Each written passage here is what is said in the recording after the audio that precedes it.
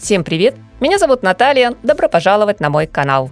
Неделю моды в Нью-Йорке открывал показ коллекции Ральф Лорен осень-зима 2026-2027. Вернее, будет сказать, что презентация новой линейки состоялась аккурат накануне старта модного марафона. То есть бренд по-прежнему остается в числе тех, кто идет против системы и в легкую нарушает официальное расписание, что вполне соответствует главной героине – аристократке, смело меняющей правила игры. Если описать коллекцию всего одной фразой, она звучала бы так.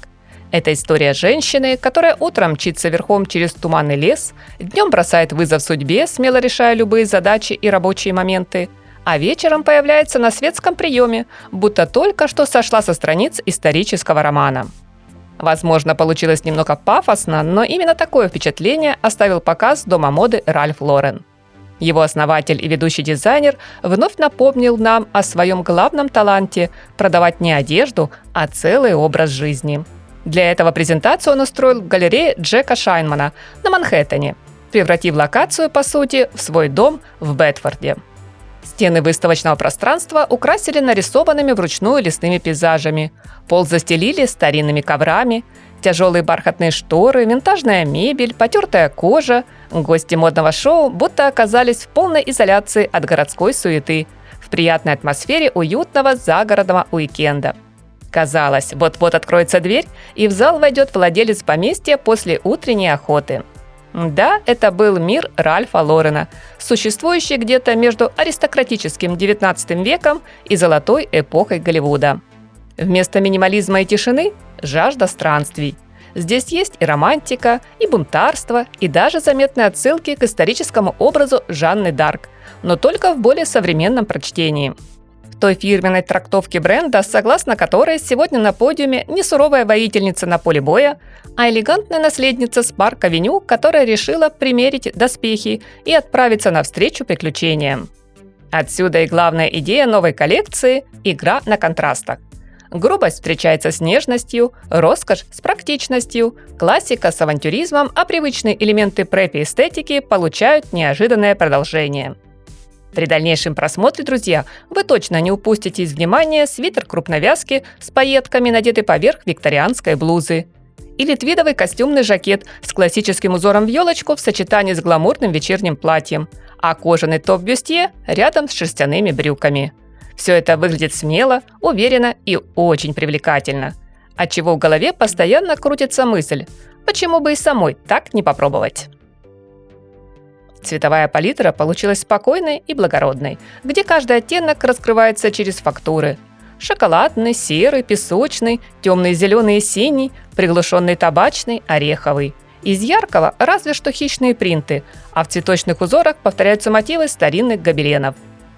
Общее настроение модного гардероба было задано уже с первого образа. Показ открывала супермодель Джиджи Хадид в комплекте из длинной юбки и шерстяного жилета поверх водолазки.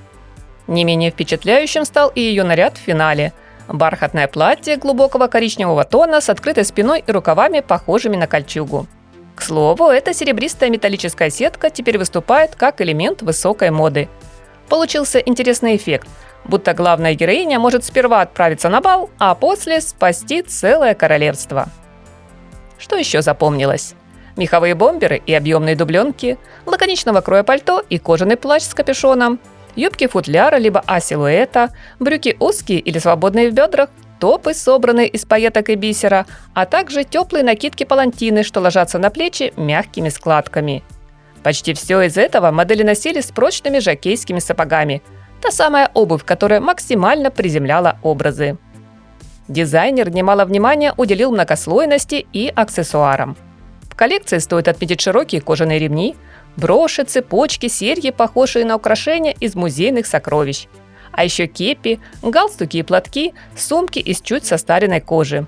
Иногда из-за количества декоративных элементов некоторые аутфиты оказались на грани перегруженности, стирая тонкое разделение между стилем и переизбытком. Однако это не сделало коллекцию менее интересной, ведь она действительно вызывает самые разные чувства – восхищение, удивление, любопытство и желание примерить на себя что-то непривычное. Ральф Лорен устроил для нас настоящее фэшн-путешествие, когда, например, в одном из образов новой осенне-зимней линейки вы словно оказываетесь в старинном загородном доме, а в следующем уже представляете себя на красной дорожке. Пока многие бренды пытаются угадать будущее, дизайнер продолжает делать то, что у него получается лучше всего уже десятилетиями – создавать мечту, в которую хочется поверить, даже если всего на один вечер. Приятного просмотра, мои дорогие зрители! Жду ваши отзывы в комментариях. Надеюсь, вы не забудете поставить лайк. Всем красоты, добра, позитива и по нашей традиции только хорошего, солнечного настроения!